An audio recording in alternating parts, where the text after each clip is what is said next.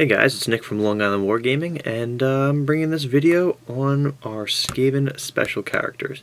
I didn't really do too much prep for this video because I just really want to look at them, look at their points, and then just give you a quick little feedback. I probably won't give too much about how I think they're applicable to the army, or maybe I will, but this is essentially just my opinions on the characters. I usually don't use special characters. But I've used each of these at least once, so yeah, and this is also my first video using this new camera. I gotta remember to look at the camera, not at the screen. Alright, here we go.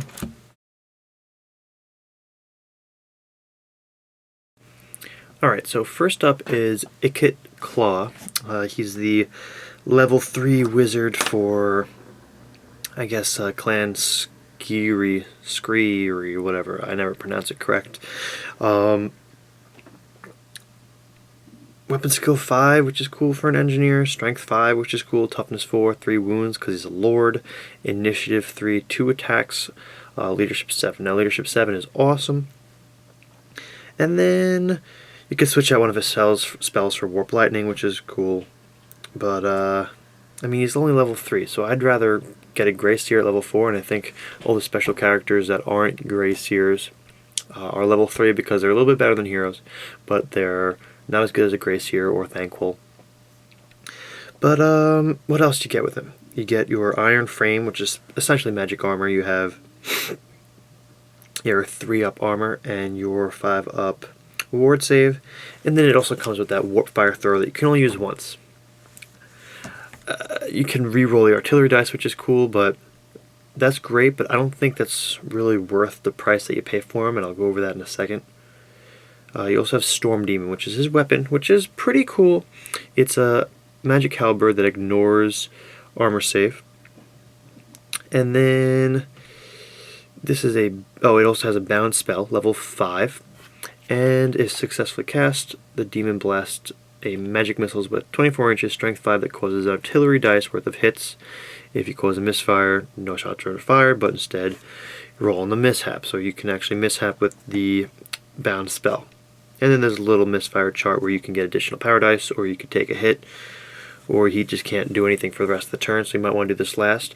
But bound spells aren't as great anymore because you used to be able to just cast them for free in 7th edition. And then what would happen is your enemy would have the opportunity to dispel them, which was great. So it was like a little freebie. Now you have to roll your power dice for it, and I don't think bound spells are as worth it. But I mean, it's cool and all. But so let's look at that. It's a magic halberd that ignores armor save. So I guess a two-handed weapon, two-weapon halberd, is +1 strength, so I guess he has strength 6. I never really looked at it that way, because I never really analyzed him, but it is a halberd, it says. So strength 6 on a hero, Warp-Lock Engineer is cool, but he's only going with 2 attacks, I believe. So I don't know. I don't really think it's worth it. But when you look at his cost, 395 points, I wouldn't pay that ever. I mean, you can get a level 4 caster, the Grey Seer, for what is it, 240 plus whatever you want to give him, and I don't think the one use only Warp Fire Thrower is worth it. And I also don't think a level 3 caster for almost 400 points is worth it. I mean, he comes with a Warp-Lock pistol, which is great for counter shooting or something. His ward save is cool, his armor save is cool, but is this a combat guy? Is he a caster? What's his deal, and why am I paying 395 points for him? I'm going to say he's not worth it. I probably would never use him. I mean, the leadership 7 is great and all for just the Skaven army in general, but I'm going to have to say pass on this guy. I just think he's incredibly overpriced, but that's just me.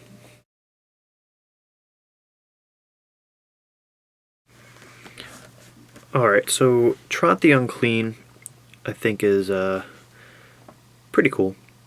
He's got his movement 6, so he's able to move with the giant rats and the rat ogres. He is, I guess the leader of Clan Molder or whatever.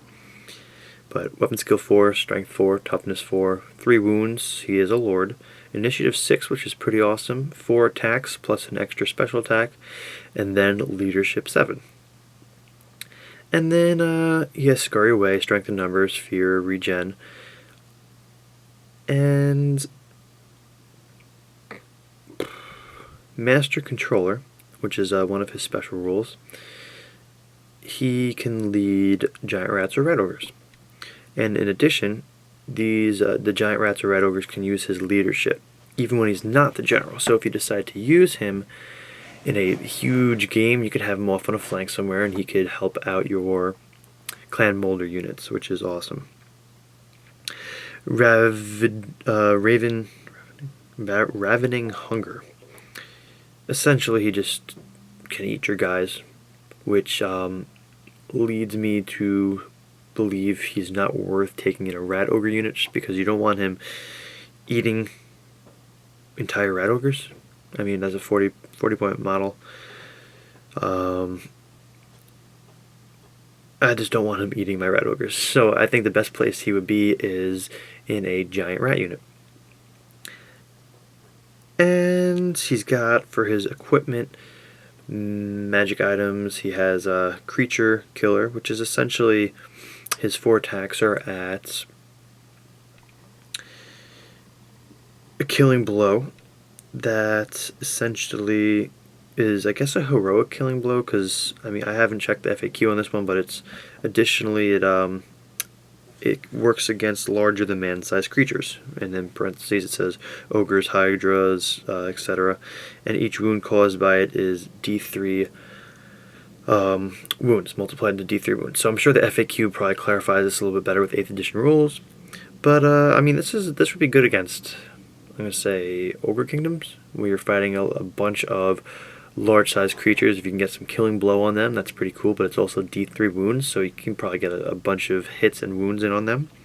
And the Whip of Domination, essentially just an extra attack, in that if you take a hit from this attack, you are at -2 leadership. So I guess this would be good to do against the hero, if you're in base contact with a hero or whatever. That would be pretty ideal. Now, just to look ahead, he is a lord, and he takes up 225 points. I'm going to say he's definitely worth it, opposed to Ikit Claw, where I just think it's not worth it. I think it's worth it. And then his entry, he has light armor, he has the creature killer and Whip of Domination. He also has regen, which is great if he's going to be in the front of a giant rat unit. And if he's dealing with heroes and whatnot, you can regen him. And what's cool is you're also paying for the ability to get 2 rat ogre units as core. So you can make 2 massive rat ogre units as core, and then giant rats count towards core. So you're essentially paying also for, in the 225 point cost for him, which again I think is decent. You're paying for the option to make a themed army, which is really cool.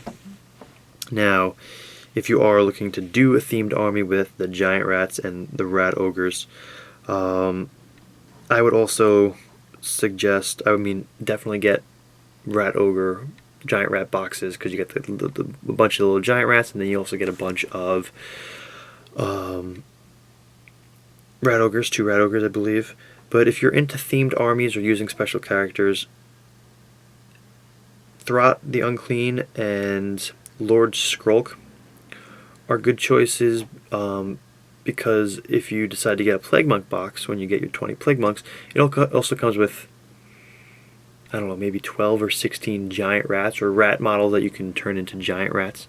So those 2 boxes are good for these 2 themed armies, or these additional armies, because Lord Skrolk, as I'll go into later, can use Plague Monks as core.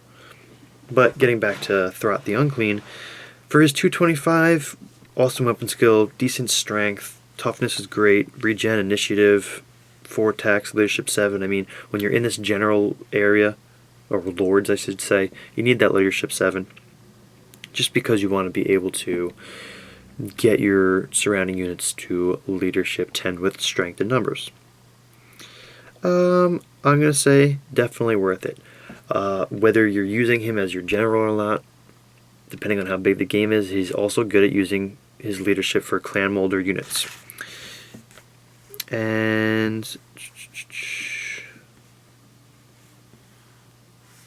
yeah, so I'm going to say Throt the Unclean, worth it for 225. I've only used him once, but not crazy about special characters like I said. But if you have any good or bad experiences with him, I'd love to hear them. But on to the next guy.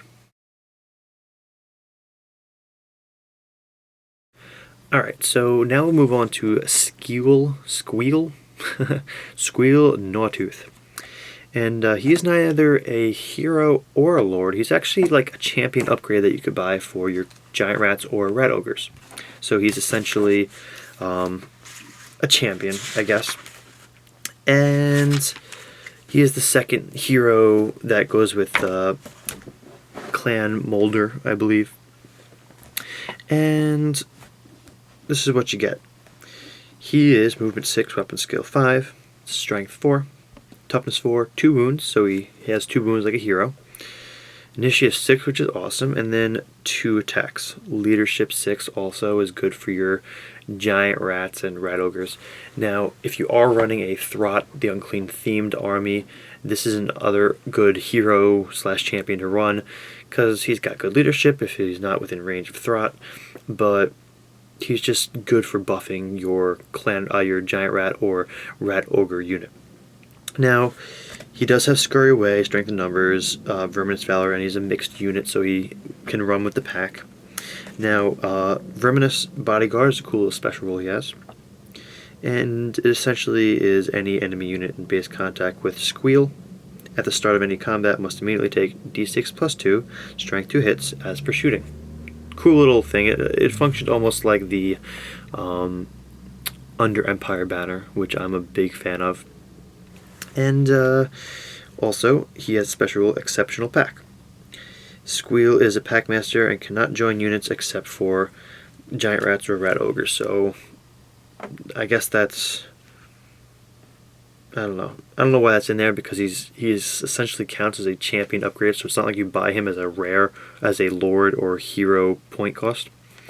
But also after deployment, you get to roll on his mutation chart, which I think is pretty cool. And on the roll of a 1 to 2, the unit gets regen, which, I mean, is huge, getting regeneration. Poisoned attacks, pretty cool. That's a result of 3 to 4 or 5 to 6. You get +1 attack. Now, you got to consider where you're putting him. Is he going in the giant rat unit or is he going in the rat ogre unit? Let's see.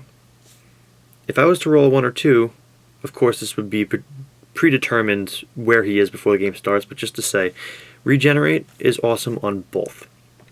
I think having regen rat ogres is sick, having that 4+ regen. But even on the giant rats, being able to save 50% of them as long as there's no flaming issues going on, pretty cool. Now, poison attacks I don't think is really worth it on the rat ogres, so poison attacks would be great for the strength 3 giant rats. And then the 5/6 additional attack is cool. I don't think it's worth it on the rat ogre, because you're getting, let's say you're in base contact with 4, okay, you're getting 4 extra attacks. Opposed to giant rats, say you have, if you're fielding a horde or just a whole bunch of them, let's say you have 7 of them in contact, now it's 14 attacks, plus the support and everything. Now, in 7th edition, I feel like the +1 attack was a little bit better because the second rank would get it.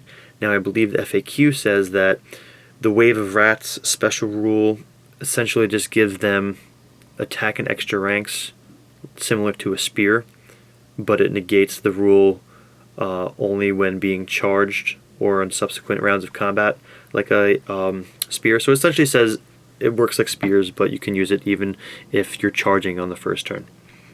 So essentially with that wording, I perceive it as the second rank of rats does not get that +2 attack. Oh well. But I mean, in 7th edition, totally worth it, because you'd have say you were fielding a unit of 20 with a couple Packmasters, front rank would get 10 attacks, the second rank would get 10 attacks. That's a lot of attacks at weapon skill, 3 strength 3, so decent. Either way, I think if you're going to run Squeal Gnawtooth, he should be on Rat Ogres. That's where I would prefer him. And I don't think in 7th edition you had to have the Packmasters up front since they're champions. I think before it was really an issue or people brought it up, I think you're allowed to just put him in the back. And it looks like the model is designed for that when he's got that giant whiplash, but I think that's just how it worked. Now 8th edition, it's very clear champions need to be in the front. So this guy is great, but he could be easily killed up front. So the Warplash is counts as a whip. Now again, why would he have a whip if he has to be in the front? That's because the whip can attack over a couple ranks of giant rats, and you used to be able to have him in the back. But I mean, now he's got to be in the front, so if you decline a challenge and you go in the back, you can still use your whip, but other than that, it's just essentially functions as a hand weapon. But it offers no armor saves, which is pretty cool, and each wound is multiplied into 2. Very, very good. So overall, I think he's totally worth it. Now he's a unit, he's an upgrade. So let's see how much he costs. I believe he's 100. 1 unit of giant rats or rat ogres in the army can upgrade a Packmaster to Squeal Gnawtooth for 100 points.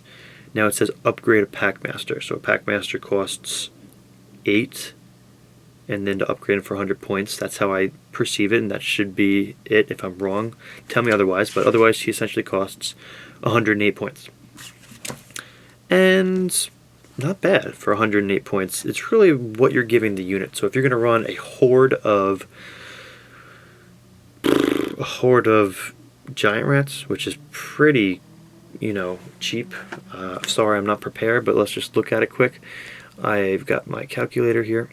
We'll say you're running 50 of them. So 50 times 3 is 150. Plus, we'll say, I don't know, 5 Packmasters, just for argument's sake. I mean, that's still less than 200 points. That's 190 points. You could probably cut out some giant rats and add some more Packmasters in, whatever you want. But if you have this guy, I mean, a Master Molder might not hurt either, just to put him in the front rank in case Squeal Gnawtooth gets killed. But I really don't think you're paying for the champion upgrade, the fact of having him as a champion. I really think you're paying for that mutation chart, which, I mean, is still random, which I'm not thrilled about. Excuse me. But, I mean, they're all good results, as long as you put them with giant rats. I really don't care about getting an extra attack with my rat ogres, because they already have it with Frenzy, and they have a stomp attack. So, I mean, getting 4 extra attacks is, yeah, great, but I don't think it's as cost-effective as giving a whole bunch of extra attacks to your giant rats, or giving them all poison attacks. I mean, that makes a giant rat with strength 3 good against stuff with toughness 4 or toughness 5, since it has poison attacks. You roll 6 to hit, great. And you're rolling so many dice. In a horde versus horde situation, if you get these guys up against some T3 infantry, like some Empire stuff or some skeletons or whatever, I mean, it's just good. It's just in your odds. 50% will hit, but any rolls of a hit that are a 6 automatically wound. So it's just good math, I think, at least. But yeah, you just get a lot of attacks in a horde formation. So I recommend them in a huge chunk, the giant rats with Squeal Gnawtooth. But I think I've kind of gone on too long with him. Let me just make sure I got everything with him. He comes with light armor, hand weapon, Warplash, and that's it. So I think he is a steal for 100 points. I think he's worth it. So is he a little bit overpriced? Maybe. But I mean, you can say that now, but once you get in the game and you're saving half of your giant rats because of regen, then it's definitely worth it. Maybe he's underpriced. So cool. On to the next special character.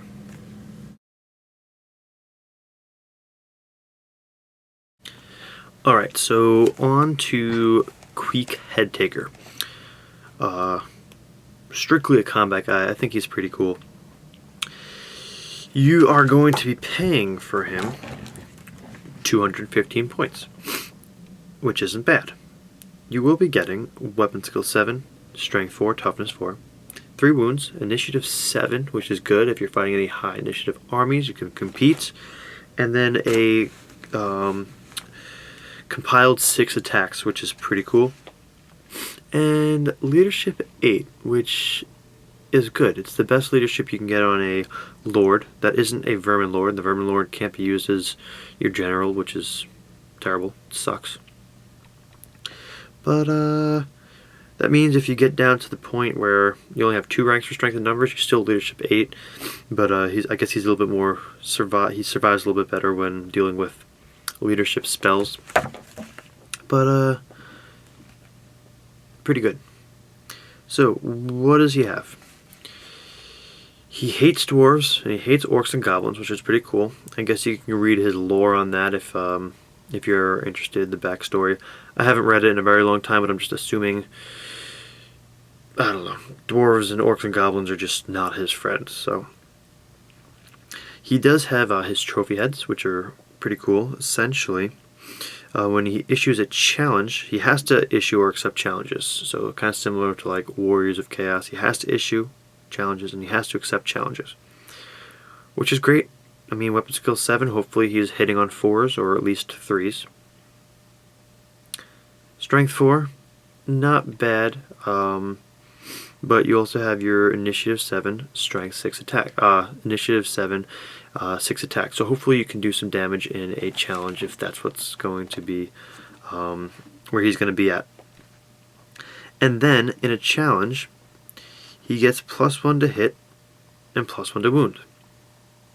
So if you're hitting on 4s, if you're competing against something that's Weapon Skill 7 also, great, you're hitting on 3s. If it's a hero or a champion that's on Weapon Skill 6 or less, awesome. Now you're hitting on 2s, which is pretty awesome.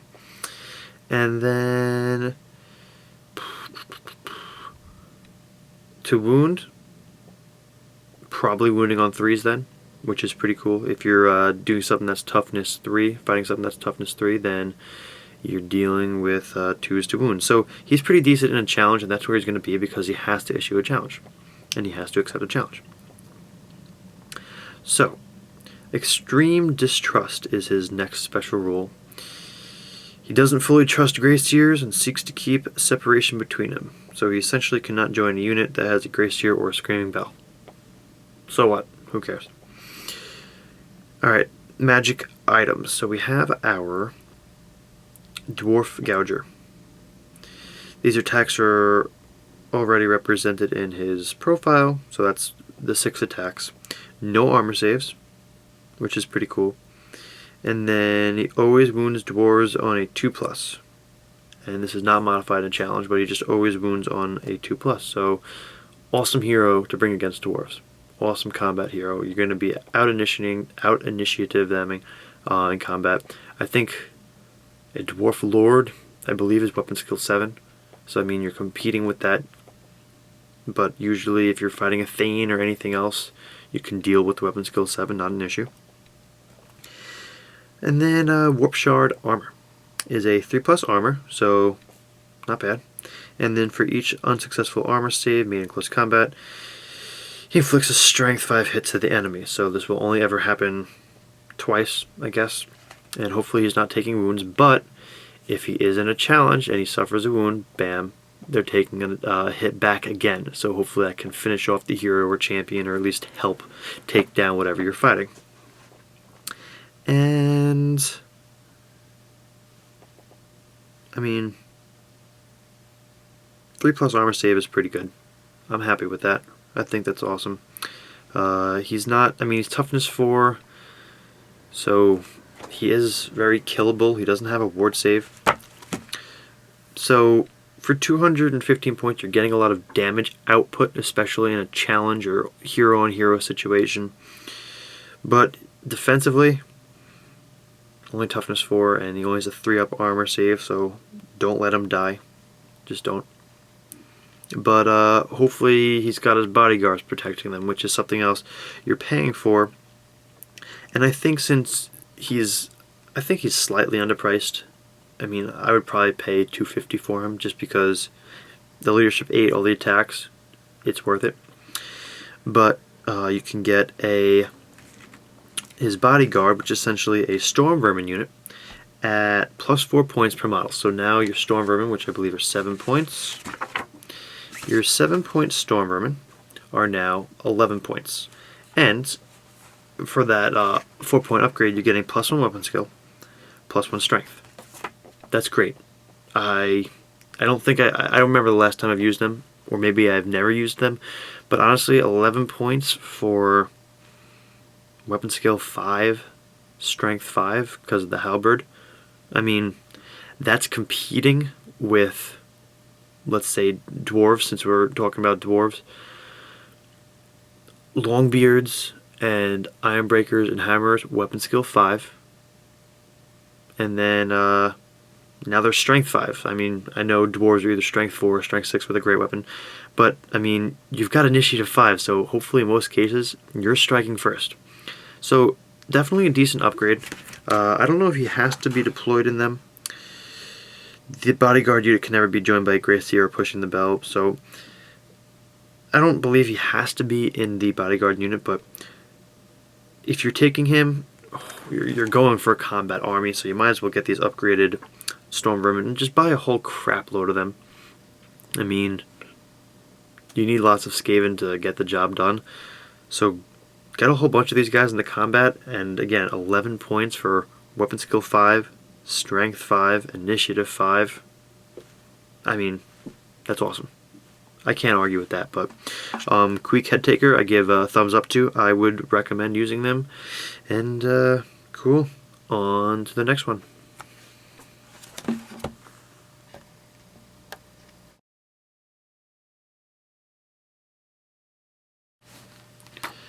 Alright, so now we're on to Tretch Craventail.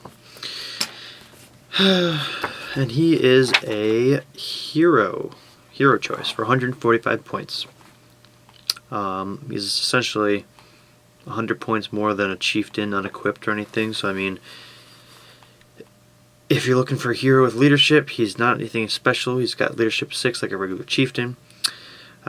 Same weapon skill, same strength, same toughness, same wounds, same initiative. He's essentially just a chieftain with some extra rules and already equipped, so I mean, I'm going to weigh out whether he's worth it or not, but let's just see what he's got. What does he bring to the table? Regular standard rules, so we've got Tretch's Raiders.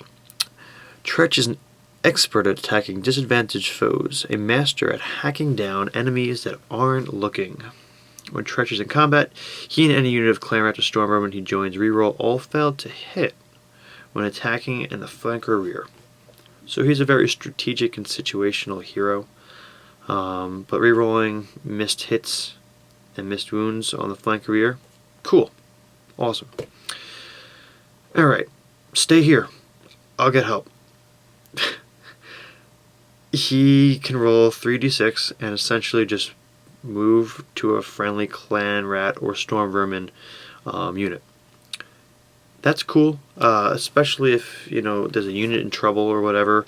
I mean, he still only has 3 attacks, so I mean, he's just as good as a chieftain, so having him jump between units, maybe you're better off just for the same price buying 2 chieftains with equipment. I don't know. But you also want to make sure you have units nearby, because if you don't roll high enough, he could just disappear. So I don't know if this is a way, I don't know if anyone, I haven't used him enough, so I would love to hear some experience from anyone. Please drop some comments below, but is that ability good for getting him out of a sticky situation? Or getting him into the right situation? So, I mean, let's see, how does it work with Tretch's Raiders? If you have Storm Vermin or Clan Rats that are doing a flank attack and he's not yet there yet, use that ability to get him there. This way they can reroll failed to hit rolls when attacking in a rear flank. But that's only good for Clamoraptor Stormvermin, so it's not like you can rush a unit in from behind like Gutter Runners or anything. Like, it needs to be those two units, Clamoraptor Stormvermin. So I guess if you have a lot of units down and you could just finagle him to where he's got to be to help out, cool. But is it worth it? I don't know. I've never really bothered. Lucky Skull Helm is his magic item. Essentially gives him a 4+ ward save. That's not bad for a hero, 4+ ward save. So it also gives him the ability to reroll 1 dice a game. And I mean, that's cool and all. But let's look at his equipment. So for 145 points, he gets. I'm gonna actually write some stuff down. He's gonna be getting.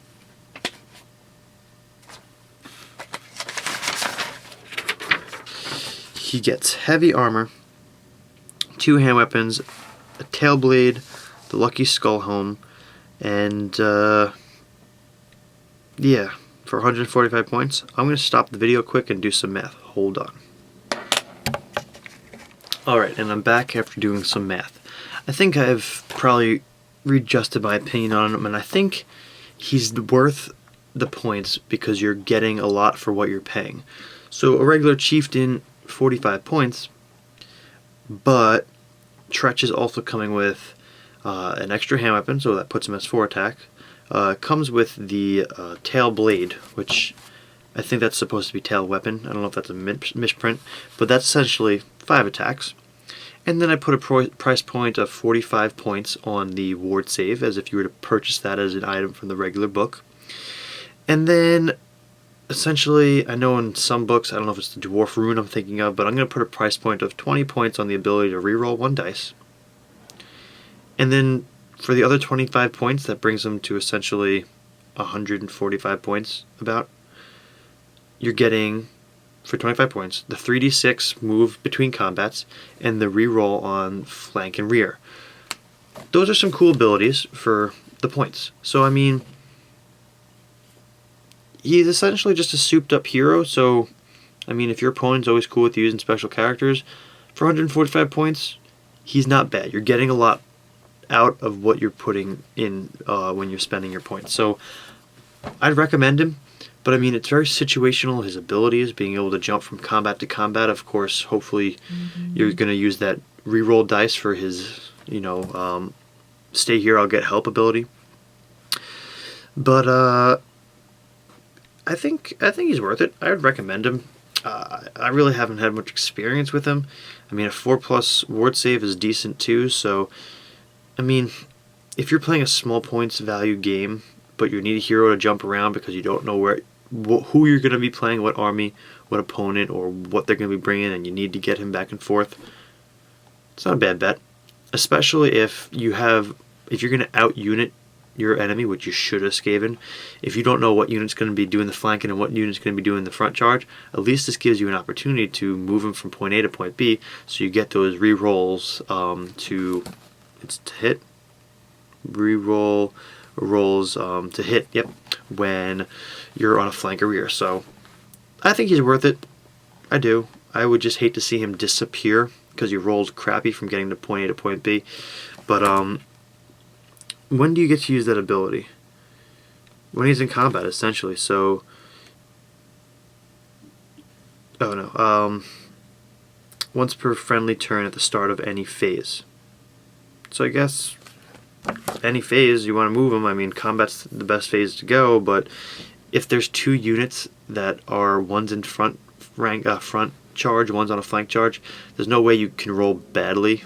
I mean, on 3 snake eyes, that's 3 inches. Hopefully 3 inches is close enough to the unit that's touching the same unit you're fighting, so I don't see that being an issue.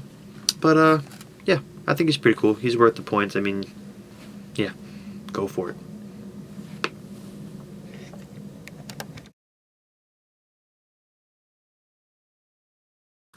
Alright, on to Lord Skrolk.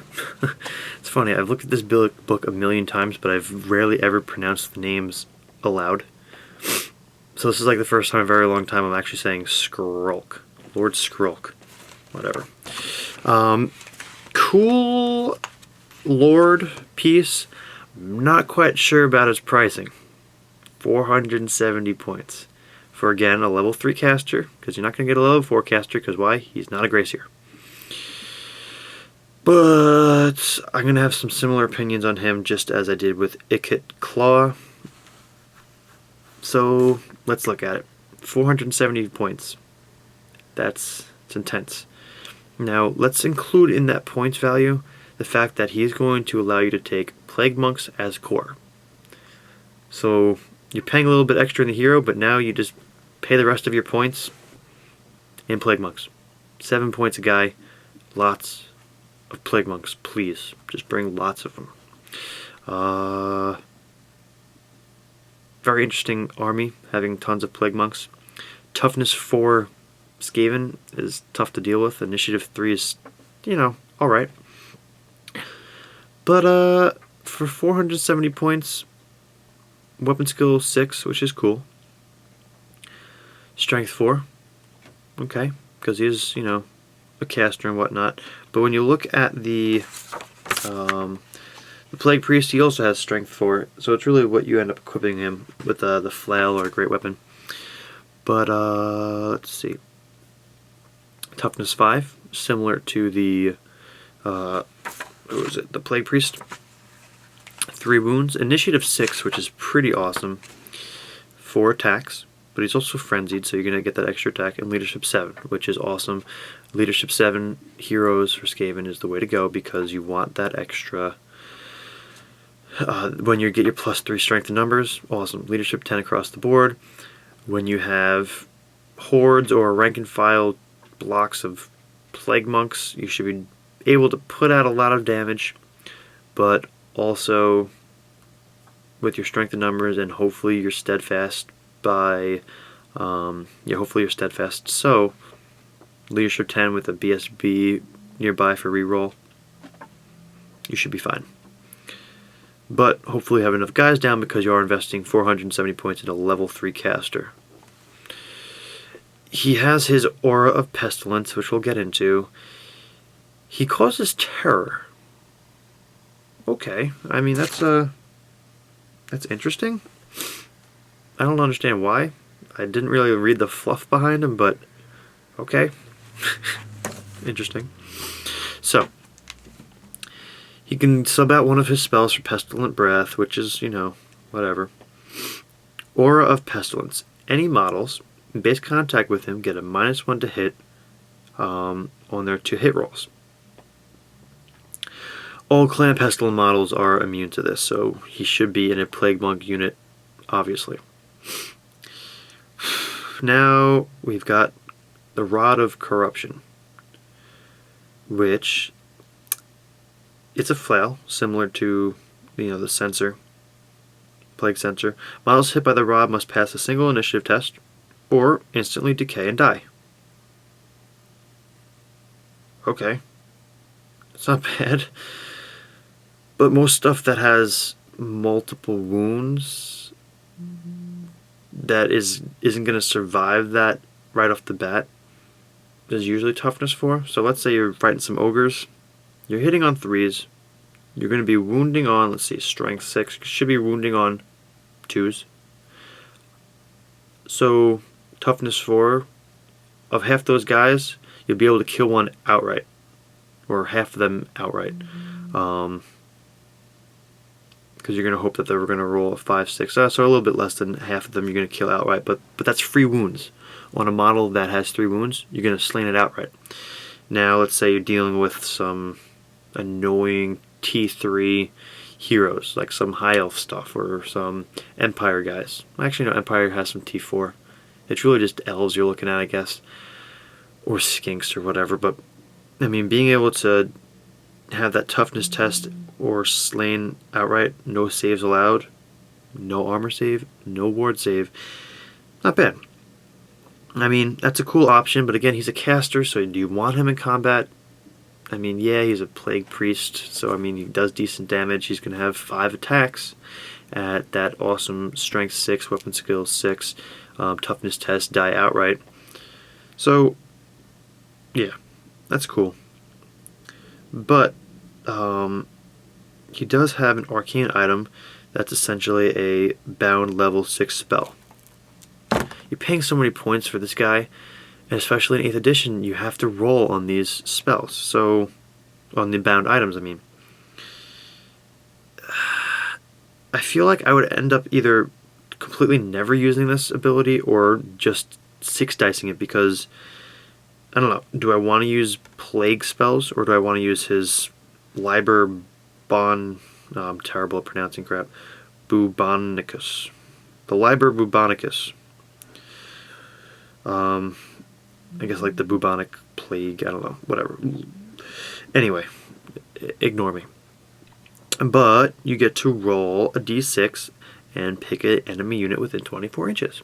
On the roll of a 1, nothing happens. You just wasted your 6 power dice. Or if you're smart, you're rolling just 1 or 2 at the end of your phase, because power level 6 isn't bad, especially if your opponent has run out of power dice. You can get off this thing pretty well. So especially if you say 6 dice plague, or I think it's plague, yeah, plague, it's the toughness test for everyone in the unit. If you 6 dice that and your opponent tries to dispel it and uses all their dice too, then that means you're going to have an extra dice or 2 to throw at this. Perfect. It's almost like getting the same thing off again, because on the roll of a 2 to 4, each model suffers a strength 1 hit with no armor saves allowed. Okay, that's pretty cool. Or 5/6 Death Plague. Each model suffers a strength 2 hit with no armor saves allowed. So essentially, if you're using this on a toughness 3 unit and you're getting a 5/6, then you need 5s to wound. But that's every model in the unit. And the way 8th edition goes, when you see those hordes of 40 spearmen or you know, elf units, I mean, that's pretty awesome. But again, 7th edition, as long as I remember this correctly, you got bound spells off for free. You didn't have to use your power dice. So, I mean, I don't know. Is he worth 470 points? That's a tough one. I don't think so. I really don't. I mean, yeah, he makes Plague Monk's core, but I mean, at this point, you want to bring other stuff in a Skaven army, unless you're going for like a full-out Plague Monk list, which is pretty hardcore. That's pretty cool. But right now, you can bring up to 50% special anyway, so just get a regular Plague Priest. You could put him on a furnace. I don't think you could put Skrolk on a furnace. So just bring a regular Plague Priest with some Censer Bearers and other stuff. But I mean, a Plague Priest, let's see. Just to compare the two. For 100 points with the Plague Priest, you're getting Weapon Skill 5 instead of Weapon Skill 6. Whatever. Strength 4 is the same. Toughness 5. They're both Toughness 5. You have 1 less wound on the Plague Priest. But you can spend 50 points of magic items, so maybe you give him a ward save or something. Something that Skrolk doesn't have. And what else? Of course, you get an extra wound with Skrolk, an extra initiative, and Skrolk has 4 attacks, but the Plague Priest has 3. Who cares? He's got Frenzy. You're going to give him a flail or an extra hand weapon. Who cares? So essentially, if you give the Plague Priest level 2, he's 135 points plus some equipment, so you're going to spend about 150 points on him. Why are you going to spend another 300 points for a bound spell? And see, I don't even remember what he has. I have to go back and look because it just didn't really impress me enough. -1 to hit for enemies nearby. I don't know. I think he is terribly overpriced, and his abilities aren't really that great. I mean, strength 1 hits or strength 2 hits on a unit. I don't know. I'd rather just take 2 Plague Priests and hope I get Plague and just save some points, or get some Plague Furnaces in there. I mean, I don't know. I feel like for almost the same price, I can get 2 Plague Priests and a Furnace. I don't know. I don't know. Silly. But he's cool if you're going for an old Plague Monk army, but I don't really recommend him for the points cost whatsoever. But I think we're going to go on to Deathmaster Snikch as the last one.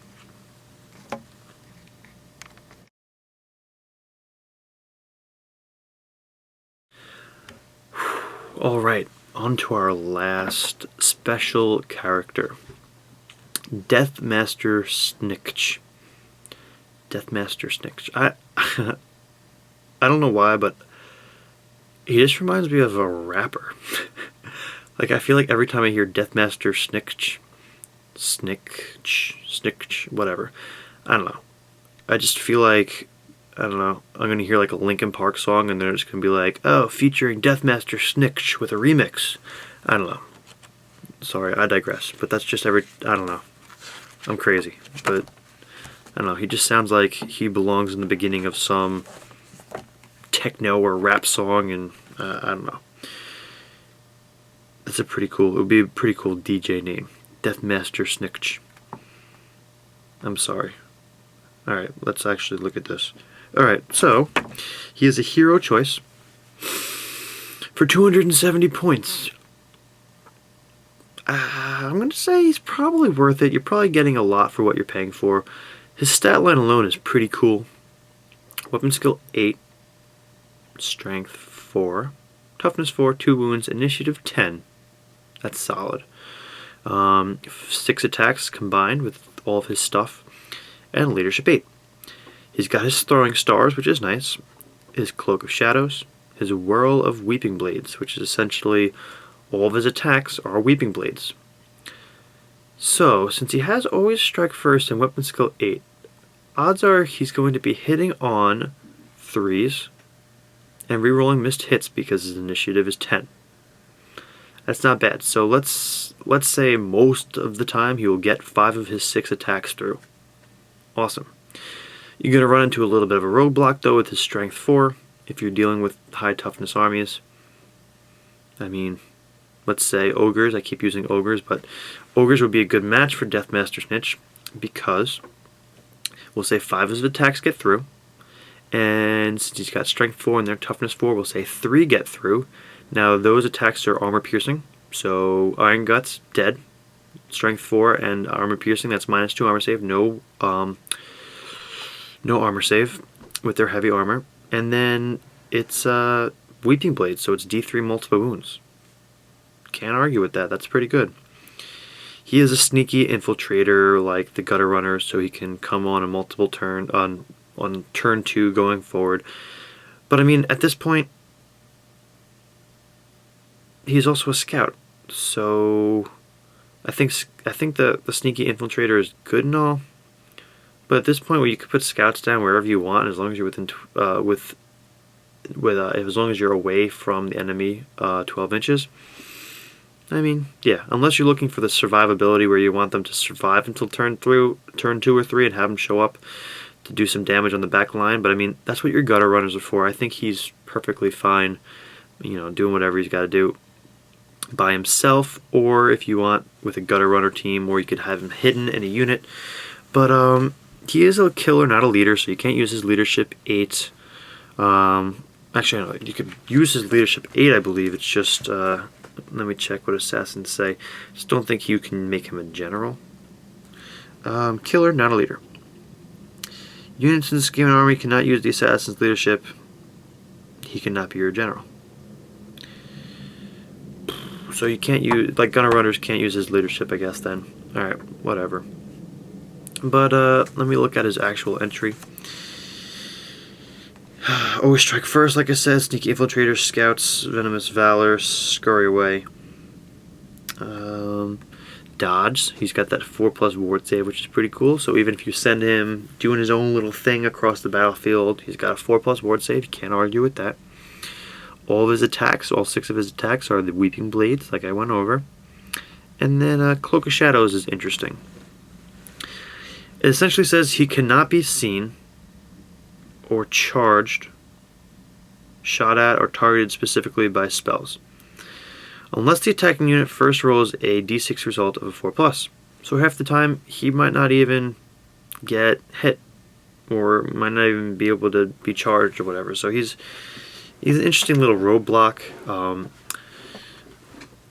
I haven't really spent much time fooling around with him as a single guy. I mean, I think he belongs in combat with all of his attacks, so I just get him in combat.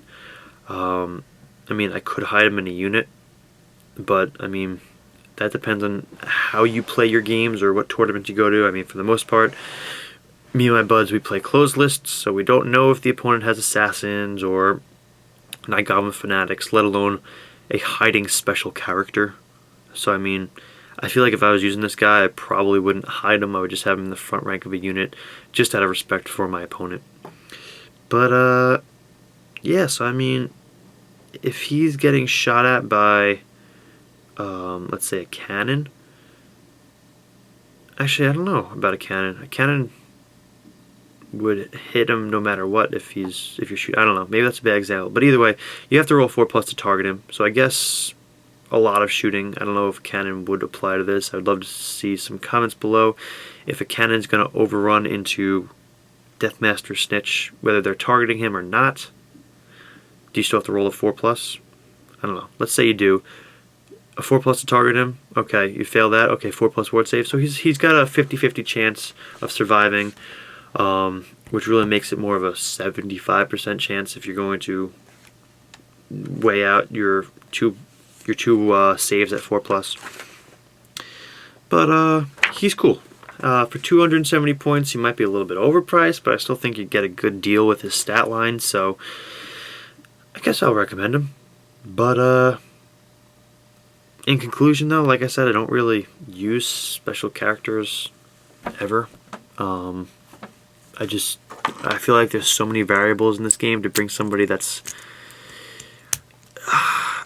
gonna unbalance a battle even more. That's just my style, and that's just, I mean, and the other Long Island War gamers, we just tend to not use special characters that much, with the exception of maybe champ upgrades, where I know Dark Elves and High Elves have like a upgraded champion, just similar to Squeal Gnawtooth. Yeah, so like I think he's the only one I would use on a regular basis, I guess, just here and there, just to use him as an upgrade. Because I don't really see him as a unit champion, as a special character per se. I see him more of a upgraded champion that gives a unit a buff. So I think he's balanced enough because you're paying 100 points for the Skaven Brew aspect, where you're gonna roll and maybe get a random buff. So yeah, but any other thoughts on special characters? I mean, the actual models I think are really cool. I think they did a good job with that, and I'm impressed that they have. Pretty sure they've got a model for each of these guys. Lord Skrolk, I believe they do. Thanquol Boneripper. Wait a minute. I missed somebody. Let's go over that quick. Sorry. Pretty sure he's the last guy. Okay. We're going to do this one on the fly. I'm not even going to cut the video.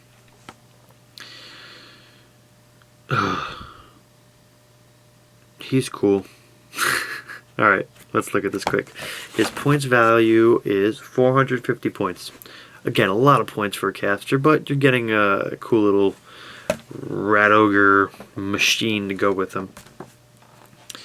But standard seer stat line: weapon skill 3, strength 3, toughness 4, weapon skill 3, initiative 6, 1 attack, leadership 7. Alright, so he's got the most rules. I haven't really looked at this before doing the video, so I'm just going to run through it quick. Warpstone Addiction. Essentially, when rolling a spell, if Thanquol rolls a 1 on any power dice generated by Warpstone token, he can re-roll the dice. The second result will cause a wound on the roll of a 1 or 2. So he's got this cool little thing with his Warpstone tokens, which he does get, I believe, D6. D6 plus 2. He gets a lot of Warpstone tokens, so maybe when you look at his price of 450, you can kind of chunk that in there somewhere, that he's getting 45 to, you can get anywhere from 45 to over 120 points worth of Warpstone tokens, which are very reliable with him because you get to re-roll them. But of course, On the 1 of a 2, you take the wound, which, I mean, isn't great, but the fact that you just don't take a wound on a 1, you take a roll on the second roll of a 1 or 2, it's a little bit better odds, I think. And it helps get you a nice high roll for your cast. And I feel like he can help dominate magic phases a little bit, just because he has all these extra dice, depending on how your winds of magic go. If I knew I was going to be playing a lot of Lizardmen, I'd probably look at bringing Thanquol, only because you get all those extra power dice and whatnot. So, and I don't think he's Lore Master.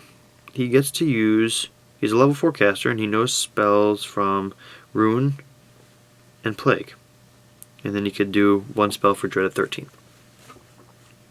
It'd be crazy if he was Lore Master and he just knew them all. That would be awesome. Alright, Blessing of the Horned Rat. Thanquol has a 4+ ward save. Okay, good. I'm happy with that. For every wound that he saves, 1 friendly model within 6 inches takes a wound instead. That's quirky. Alright, whatever. If no friendly models are within 6 inches, the wound fails to deflect anywhere and is ignored. So essentially he gets a ward save of a 4+, but it's like a little lookout, so someone else dies instead. Warp Amulet is a talisman. As long as he has at least a single wound remaining at the beginning of each of his turns, Thanquol can use the amulet to heal himself. On a roll of 5+, he gains a wound back. Cool. I mean, when I make my Gracier, I usually give him a Scalm periodically. This way, in case he is getting some wounds on him, he can regenerate them. But usually he takes wounds from magic, in which case he usually has a 2+ ward save on a bell. And I don't think you could put Thanquol on a bell. I don't think you can. No, you cannot. So, let's keep looking. And Staff of the Horned Rat allows him to know an additional spell. So he knows 5 spells. Alright, so he doesn't have Lore Master, but he has 5 spells. Honestly, I would probably just roll, I don't know. I would probably roll 4 spells in Plague, 1 in Ruin just to see what I got. And then if I'm not happy with the Ruin spell, just swap that out for the Dread at 13th. And then he gets the D6 + 2 Warpstone tokens. And he also comes with Boneripper, which is his little mechanical guy, which I guess factors into a lot of his points because he's kind of interesting. Weapon skill 3, strength 5, toughness 5, which is awesome, 3 wounds, initiative 1, which sucks, 4 attacks, leadership 10. He's fear and unbreakable, so he can get in the way. Boneripper is specially modified Rat Ogre constructed to guard Gracier, the Gracier. He must be within 12 inches of Thanquol. If at any point he is not within 12 inches of Thanquol, he may shut down. He may blue screen, essentially. And he cannot move in and out of combat, blah, blah, blah. If the game ends and he is shut down, he counts as a casualty. Alright, whatever. So you just want to keep him close to Thanquol, whatever. Cool. And he has a little built-in Warp Fire Thrower that you can use once per game. Yeah, that's cool. So Boneripper is a nice little bonus. So just looking at the entry, we have Thanquol Boneripper for 450 points. He comes with a sword, the amulet, blah blah blah. And then, yeah, so that really touches up on everything. I mean, I'm going to put a price tag of Boneripper. I'm going to put a price tag of, I don't know, 70 points on him. Because he's like a, you're going to pay 40 points for Rat Ogre. We'll upgrade him to, I guess, 50 points because he's got a little bit better stat line. But he doesn't have Frenzy, so he doesn't have an extra attack like a Rat Ogre. And then you have the one-time flame template situation, which is pretty decent. So it's cool. It's quirky. I just don't know how I feel about it. I feel like I might just rather bring a for Ace here. Give him a bunch of Warpstone tokens and a Scalm, and just not worry about Boneripper and all that other crap. But I think he's worth it for his points, just because he gets the extra spell. I don't know. Maybe he's not worth it. I don't know. I'm going to leave it up to you guys. What do you think? Thanquol and Boneripper. Is he worth it? Would he be worth it if you could put him on Screaming Bell? I don't know. But, yeah, so I'm going to close out again. Just say, special characters, they're fun. My preference, not use them. But, I'd love to hear your thoughts. And, I just want to get this video out soon. Sooner than the rest of the stuff, just because I've gotten a lot of questions on special characters. What do I think of this one, or what I've got a couple private messages and some comments, so I figured this would be the best topic to hit up next. Even though I don't really use them enough, I feel like I might not have the best opinion on them, but yeah, so that's my review on the special characters from the Skaven book, and yeah, hope you enjoy, and thanks for watching.